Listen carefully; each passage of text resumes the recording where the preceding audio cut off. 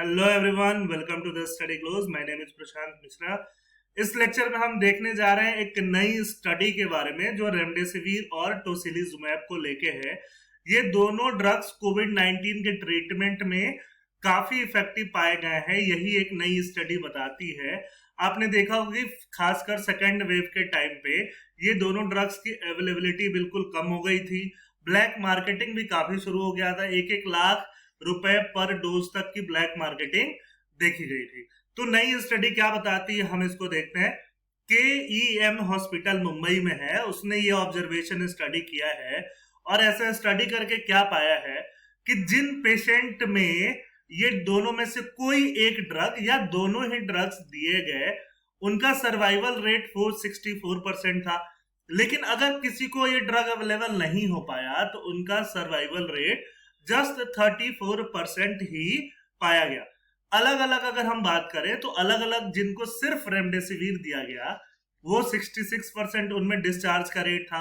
जिनको सिर्फ टोसिलिजुमैब दिया गया उनमें 80% था और जिनको दोनों ड्रग कंबाइन करके दिए गए उनमें 47% था। एक आश्चर्यजनक फाइंडिंग ये है कि दोनों ड्रग देने के बाद ये जो सर्वाइवल रेट है ये कम क्यों हो जा रहा है।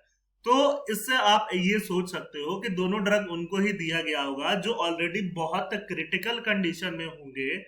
तो बहुत क्रिटिकल कंडीशन वाले भी सरवाइव कर गए, 47% उसका भी चांस निकल के आया। बात आता है ये स्टडी कब हुआ, ये ऑब्जर्वेशन आखिर हुआ तो हुआ कब। 521 पेशेंट्स पे KEM हॉस्पिटल ने ये ऑब्जर्वेशन किया और ये ऑब्जर्वेशन हुआ जून 1 से लेकर के सितंबर 30, 2020 तक ही कर लिया गया। तब तक ये ड्रग्स जो थे बहुत ज्यादा यूज में नहीं थे। और जब हम जस्ट जून 1 पहले की बात करें, मतलब 23 मार्च से लेकर के 31 मई 2020 की बात हो रही है, 21 की नहीं हो रही है, तब तक की बात करें तब ये ड्रग्स अवेलेबल भी नहीं थे। उस समय 214 पेशेंट्स को ट्रीटमेंट दिया गया होगा। उस ट्रीटमेंट में ये ड्रग्स अवेलेबल नहीं होंगे तो वो एक पेशेंट की कैटेगरी हो गई, दूसरी पेशेंट की कैटेगरी हो गई जिनको ये ड्रग्स दिया गया। तो दोनों के जो ऑब्जर्वेशन हुआ, दोनों पे जो इफेक्ट हुआ, उसको ऑब्जर्व करके ही ये जो डेटा है, ये जो स्टडी है वो बनाई गई है और उसको पब्लिश किया गया है। तो पब्लिश में ये देखा गया जो 64% पेशेंट थे, मतलब 334, डिस्चार्ज करने के बाद सिर्फ 5 पेशेंट ऐसे निकल के आए जिनको बाद में ऑक्सीजन सप्लाई की जरूरत पड़ी, बाकी को ऑक्सीजन सप्लाई की जरूरत नहीं पड़ी। और ये ऑब्जर्वेशन जो अभी रिसेंटली जुलाई 1 को ही पब्लिश किया गया journal of the association of physicians of India में। तो जो भी डॉक्टर्स हैं जो इसको जर्नल्स वगैरह पढ़ते हैं उनके लिए ये काफी इंपॉर्टेंट हो जाती है। ठीक है, the doctors found the hospitalisation was maximum in the tocilizumab group. इस स्टडी में ये पाया गया कि टोसिलिजुमैब सिर्फ जिनको दिया गया उनका हॉस्पिटलाइजेशन ज्यादा था। इसके पहले हम डिस्चार्ज और सर्वाइवल की बात कर रहे थे, अभी बात हॉस्पिटलाइजेशन की कर रहे हैं कि मतलब सबसे ज्यादा दिन हॉस्पिटल में यही लोग रुके। जिनको रेमडेसिविर दिया गया हॉस्पिटल में कम दिन रुके, 14 डेज ही रुके। 14 डेज में उनका हॉस्पिटलाइजेशन पीरियड खत्म हो गया। और जिनको दोनों दिया गया उनका हॉस्पिटलाइजेशन सिर्फ 10 दिन रहा, मतलब 10 दिन के बाद वो हॉस्पिटल से डिस्चार्ज कर दिए गए। स्टडी में ये पाया गया कि 55 ईयर से अगर कम का पेशेंट है तो 3 गुना चांस ज्यादा है कि उसको डिस्चार्ज कर दिया जाएगा, वो सरवाइव हो जाएगा, वो बच जाएगा। मतलब ऑब्वियसली कम एज वाले पेशेंट को अगर ये टाइम से दे दिया जाए तो कम एज वाले पेशेंट के सर्वाइवल के चांसेस ज्यादा है। इसके अलावा जो लोग भी फेस मास्क वैसा वाला नहीं जिससे ऑक्सीजन सप्लाई होता है, ये वाला, या नेजल प्रॉन्ग्स इसको बोलते हैं, जिनमें इन दोनों में से कोई एक चीज जिनको दिया गया उनमें सर्वाइवल टेंडेंसी 34 टाइम्स हायर थी उन पेशेंट के कंपैरिजन में जो इन्वेजिव वेंटिलेशन पे थे।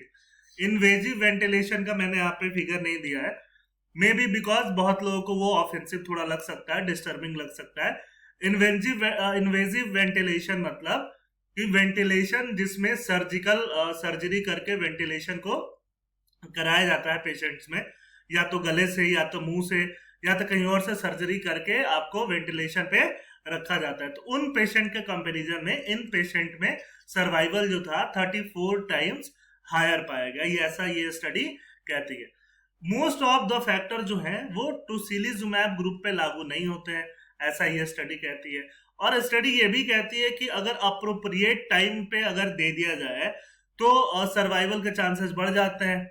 लेकिन अगर ऐसे पेशेंट को दिया जाए जिनमें ऑलरेडी सेकेंडरी इन्फेक्शन है, तो सेकेंडरी इन्फेक्शन है तो उनके इम्प्रूव करने के चांसेस कम पाएगा। सेकेंडरी इन्फेक्शन मतलब मान लो कि ऑलरेडी अगर किसी को कोविड है, साथ में टाइफाइड हो जाए, साथ में जॉन्डिस हो जाए, ऐसा कुछ सेकेंडरी इन्फेक्शन किसी को हो गया तो उनके सर्वाइवल के चांसेस कम हो जा रहे थे। ठीक है, अब बात ये आती है कि सिर्फ इससे काम नहीं चलेगा, एक स्टडी से कुछ समझ में नहीं आएगा और लार्ज मल्टी सेंट्रिक ट्रायल करने की जरूरत है जिससे कि पूरा पूरा इफेक्ट निकल के सामने आ सके। केईएम हॉस्पिटल की बात करें तो ये एक टर्सरी केयर हॉस्पिटल है मुंबई में।